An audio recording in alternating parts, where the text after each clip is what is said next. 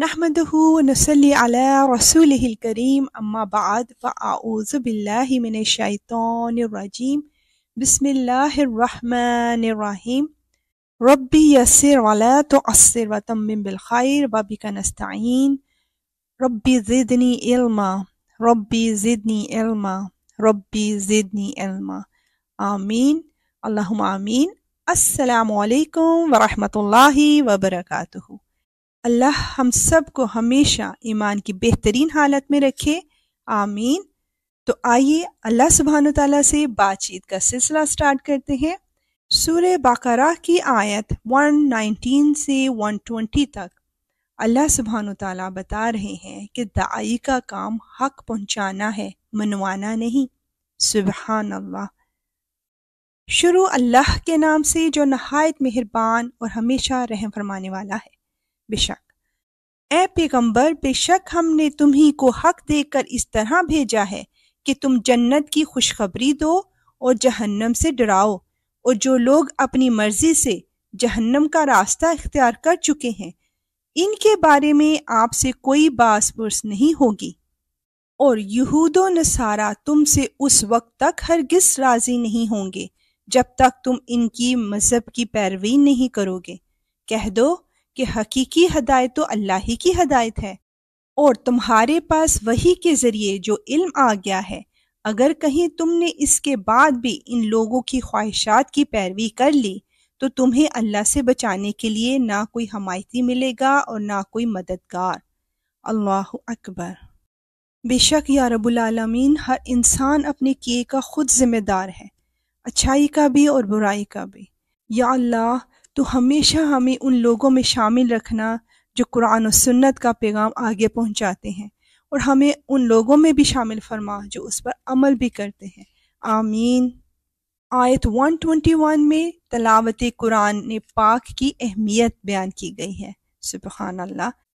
جن لوگوں کو ہم نے کتاب دی جبکہ وہ اس کی تلاوت اس طرح کرتے ہوں جیسا اس کی تلاوت کا حق ہے، تو وہ لوگ ہی در حقیقت اس پر ایمان رکھتے ہیں، اور جو اس کا انکار کرتے ہوں تو ایسے لوگ ہی نقصان اٹھانے والے ہیں۔ بے شک یا رب العالمین، قرآن پاک کی اچھے سے تلاوت کرنا اور اس کو سمجھ کر پڑھنا تیرے نیک بندوں کی نشانی ہے۔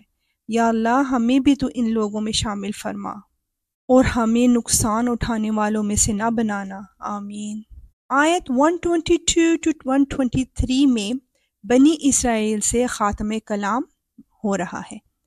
اے بنی اسرائیل، میری وہ نعمت یاد کرو جو میں نے تم کو عطا کی تھی، اور یہ بات یاد کرو کہ میں نے تم کو سارے جہانوں پر فضیلت دی تھی، اور اس دن سے ڈرو جس دن کوئی شخص بھی کسی کے کچھ کام نہیں آئے گا، نہ کسی سے کسی قسم کا فدیہ قبول کیا جائے گا، نہ اس کی کوئی سفارش فائدے دے گی، اور نہ ان کو کوئی مدد پہنچے گی۔ اللہ اکبر۔ یا رب العالمین، قیامت کی ہولناکیوں سے اپنی پناہ میں لے لینا، آمین۔ آیت 124 میں حضرت ابراہیم علیہ السلام کی آزمائش و امتحان کی ایک داستان بیان کی گئی ہے۔ اور وہ وقت یاد کرو جب ابراہیم علیہ السلام کو ان کے پروردگار نے کئی باتوں سے آزمایا، اور انہوں نے وہ ساری باتیں پوری کی۔ اللہ نے ان سے کہا، میں تمہیں تمام انسانوں کا پیشوا بنانے والا ہوں۔ ابراہیم علیہ السلام نے پوچھا، اور میری اولاد میں سے؟ اللہ نے فرمایا، میرا یہ عہد ظالموں کو شامل نہیں ہے۔ یا رب العالمین، ہم تو تیرے بہت کمزور بندے ہیں۔ یا اللہ، ہم تو چھوٹی چھوٹی آزمائشوں اور امتحانوں سے گھبرا جاتے ہیں۔ یا غفور الرحیم، تو ہمارے گناہ اپنی رحمت سے معاف کرتے ہوئے اپنی حفاظت میں لے لے، اور ہمیں ہر طرح کی آزمائش سے محفوظ فرما، آمین۔ آیت 125 to 126 میں بیت اللہ کی عظمت و شرف بیان ہوا ہے۔ سبحان اللہ۔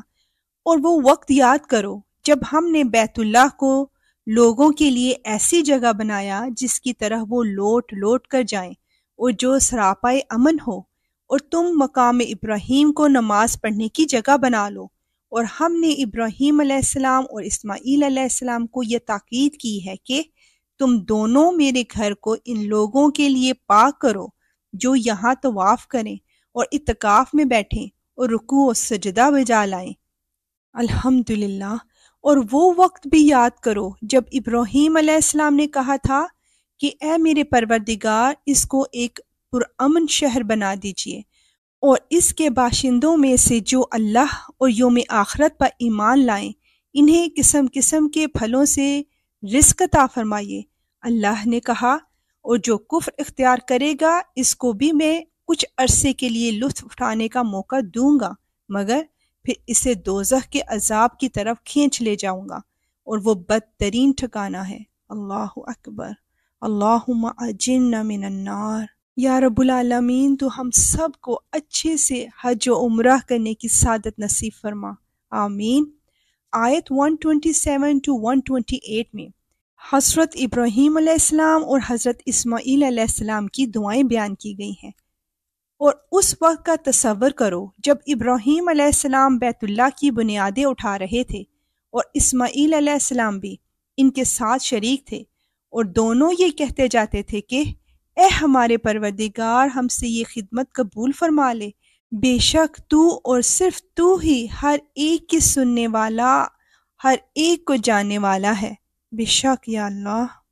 اے ہمارے پروردگار، ہم دونوں کو اپنا مکمل فرما بردار بنا لے، اور ہماری نسل سے بھی ایسی امت پیدا کر جو تیری پوری تابع دار ہو، اور ہم کو ہماری عبادتوں کے طریقے سکھا دے، اور ہماری توبہ قبول فرما لے، بے شک تو اور صرف تو ہی معاف کر دینے کا خوگر اور بڑی رحمت کا مالک ہے۔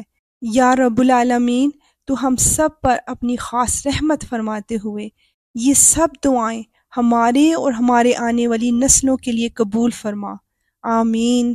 آیت 129 میں حضرت ابراہیم علیہ السلام اور حضرت اسماعیل علیہ السلام کی عظیم ترین دعا کا ذکر ہے، اور ہمارے پروردگار ان میں ایک ایسا رسول بھی بھیجنا جو انہی میں سے ہو، جو ان کے سامنے تیری آیتوں کی تلاوت کرے، انہیں کتاب و حکمت کی تعلیم دے اور ان کو پاکیزہ بنائے۔ بے شک تیری اور صرف تیری ذات وہ ہے جس کا اقتدار بھی کامل ہے، جس کی حکمت بھی کامل۔ بے شک یا رب العالمین، یہ تمام دعائیں ہم سب کے حق میں قبول و مقبول فرما۔